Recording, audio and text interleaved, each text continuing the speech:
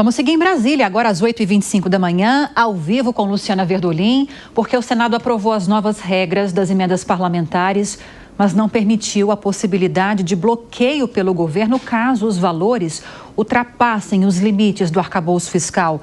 Derrota para o governo, né, Lu? Sim, Lívia, e gera uma preocupação, inclusive dentro da equipe econômica, que estava contando com um maior direcionamento, um maior controle sobre as emendas parlamentares. Essa briga é antiga, é grande dentro do Congresso Nacional. O Supremo Tribunal Federal, a gente vale lembrar, suspendeu a liberação das emendas até que o Congresso apresentasse uma proposta para garantir transparência e rastreabilidade. E é isso que deputados e senadores estão votando agora. A proposta está sendo discutida também aqui com o governo federal. E o governo queria fazer com as emendas o que faz com o Orçamento Geral da União, ou seja, possibilidade de corte e contingenciamento. Deputados e senadores estão discutindo a medida. Ontem no Senado foi aprovada a proposta, deixando bem claro que o governo pode fazer contingenciamento, mas não pode cortar as emendas. Qual que é a diferença? O corte é definitivo. O contingenciamento leva em consideração a arrecadação do momento, mas abre a possibilidade de liberar esses recursos, no caso, as emendas, mais para frente, assim, quando a situação melhorar, quando a arrecadação aumentar no país. E é isso que os senadores deixaram bem claro. Não vão aceitar que o governo federal tome o controle também das emendas parlamentares. O governo, por sua vez, diz que não tem controle nenhum sobre o Orçamento Geral da União, que estaria nas mãos agora de deputados e senadores. Houve uma outra mudança também, foi retirada a obrigatoriedade de aplicação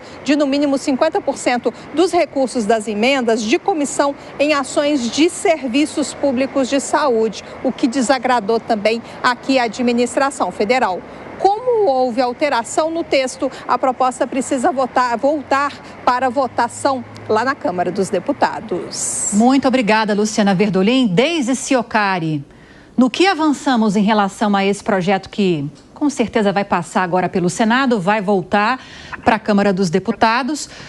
Porque, no caso das emendas de comissão, não há a obrigatoriedade de se especificar quem é que está indicando determinada emenda, qual parlamentar, a despeito do que queria o governo e exigiu o próprio Supremo Tribunal Federal, ou seja, sem tanta transparência como se desejava. O governo não pode cortar gastos caso haja um aumento de despesas, uma elevação nos gastos, não pode diminuir o volume de emendas a serem liberadas para esses parlamentares. No que avançamos nessa proposta que agora volta para a Câmara dos Deputados? Lívia, infelizmente nós avançamos pouquíssimo.